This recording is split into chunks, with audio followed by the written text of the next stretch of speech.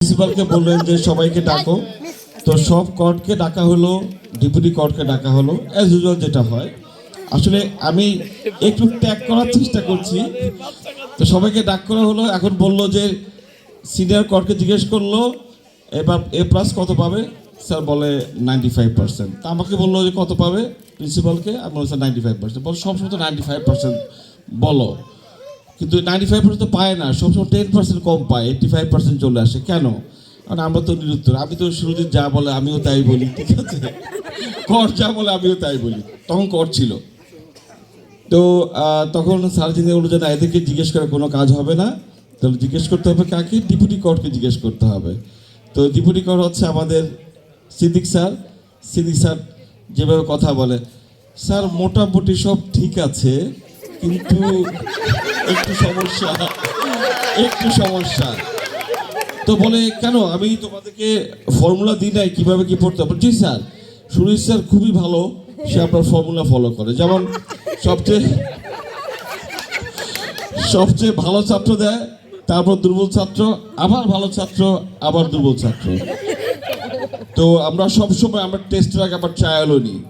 তো ঠিক আছে, তো তাহলে কেন, কোথায় সমস্যাটা কোথায়? তখন সিটি স্যার আবার বললো, স্যার সব কিছু মোটামুটি ঠিক আছে, কিন্তু একটু। তোমরা একটুটা কি, তোমরা টেস্টে সব টেস্ট করে দেখলাম? জি স্যার, আমি স্যার দেখেছি, আমরা সেইভাবে বসিয়েছি, যে ভালো স্টুডেন্ট সেও লিখেছে, যে ভালো স্টুডেন্ট সেও লিখেছে, যে খারাপ স্টুডেন্ট সেও লিখেছে। আচ্ছা, তো তারপর স্যার আমি তো বিজিস্ট্রির কথা বলতে পারি, অন্য সাবজেক্টের কথা বলতে পারি, তো বিজিস্ট্রির কথাই বলো।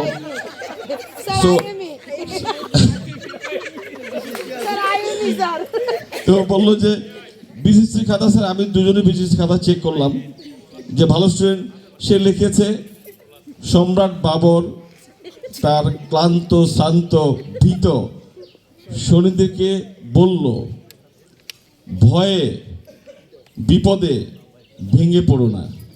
ফাইন, আমি তাকে ফুল মার্ক দিয়ে দিলাম। এখন যেটা পিছন দুর্বল ছাত্র আসলো, তো সেও লিখলো সম্রাট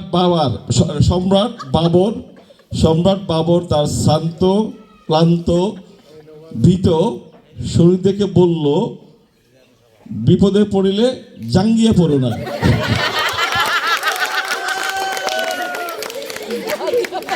এখন তো সিদ্দিক খুব সহজ সহজ, সে স্যারের মুখ দিয়ে তাকায় আছে, তখন স্যার থেকে কোনো ভাবলেস নাই। তো বলে সব তো ঠিক আছে।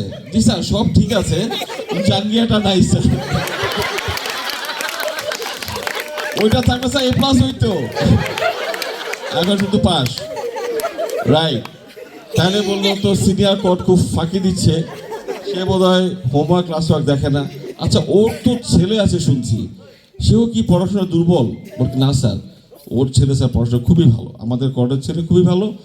স্যার ম্যাডাম দুজনই honours in English. Ball wow, very good. তো বলে তুমি কেমনে জানলে? বলে স্যার আমাদের ম্যাডামের সঙ্গে মাধ্যমে কথা হয়, যখন আমাদের বিভিন্ন অনুষ্ঠানে তখন আসে ম্যাডাম, কথা হয়। আচ্ছা, তো তাহলে কি সুরজিৎ কি বাসায় পড়ায় না? স্যার আমাদের টিচাররা স্যার সব ম্যাডামরাই পড়ায়, যেমন তানিয়া মিস পিটায় পুটায় পড়ায়, ঠিক আছে, দেখুন আমাদের ম্যাডামরাই পড়ায়, আমরা শুধু একটু নীতি নৈতিকতা মোরালিটি শিখাই, যেমন সদা সত্য কথা বলিবে, রাইট দিস। তো বললো যে আচ্ছা ঠিক আছে, তো তুমি যে পড়ায় আমাকে একটু প্রমাণ দাও। জি স্যার প্রমাণ দিচ্ছি স্যার। তো একদিন সুরজিৎ স্যার বললো যে বুঝলাম ছেলে তো পড়াশোনায় ভালো করছে, তার ওয়াইফকে বলতেছে যে আমাদের কর স্যার বলতেছেন যে ছেলে তো পড়াশোনার রেজাল্ট ভালোই করে, দেখি তোর বেসিকটা কেমন। তো ম্যাডাম বলে যে না না না, তুমি তো পড়াই না, তুমি কি প্রশ্ন করবে? আমি প্রশ্ন করি, ঠিক আছে, দেখো কি সুন্দর উত্তর দেয়। তখন সে প্রশ্ন করলো, তুমি ছেলেকে জিজ্ঞেস করলো, your father will change his character in the future, your father will change his character in the future, এটা কোন টেন্স? তখন ছেলে খুব স্মার্ট বয়, সঙ্গে বললো এটা ফিউচার ইম্পসিবল টেন্স। এটা কোন টেন্স? Future impossible tense. এখন সুরজিৎ তথ্য, সেও মাঝে মাঝে পড়ায় অল্প স্বল্প। তখন বললো বাবা, ছেলে স্মার্ট, বাবা এটা মায়ের টেন্স। রাইট। তো থার্ড যে ইয়েটা সেটা স্যারে বলল যে দেখো বাংলাদেশে আজকাল বিয়ে শাদী অনেক সমস্যা, আমাদের দেশে নারী পুরুষ অনুপাত সমান না, ক্যালকাটাতে একই অবস্থা। আমাদের টিচাররা অনেক আনমেরিড টিচার আছে, অনেক আনমেরিড ফিমেল টিচার আছে, মেল টিচার আছে, তারা কেন সংসার করে না একসঙ্গে? তখন সিদ্ধি বলল স্যার মোটামুটি সব ঠিকই আছে, একটু ঝামেলা আছে স্যার। তো দেখো আবার কি ঝামেলা, একটু ঝামেলাটা কোথায়? বলে স্যার আমি বলি, আমাদের জুনিয়র এক ম্যাডাম আর সিনিয়র এক স্যার, তাদের খুব রোমান্টিক সম্পর্ক যাচ্ছে এখানে। তো প্রায় তারা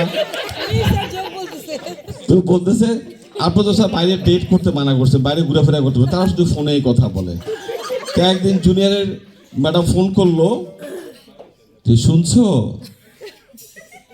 বাসা কিন্তু খালি, কেউ নেই। স্যার তোর ওয়াও ভেরি রোমান্টিক। তখন বললো যে ছেলেটা কি বললো, তখন ছেলেটা বললো বাসা খালি, ভাড়া দিয়ে দাও। স্যার সমস্যাটা হচ্ছে এখানে, ওরা স্মার্ট, এরা ইকোনমিক্যাল আর কমার্শিয়াল, মিল হয় না স্যার, এই জন্য হচ্ছে না।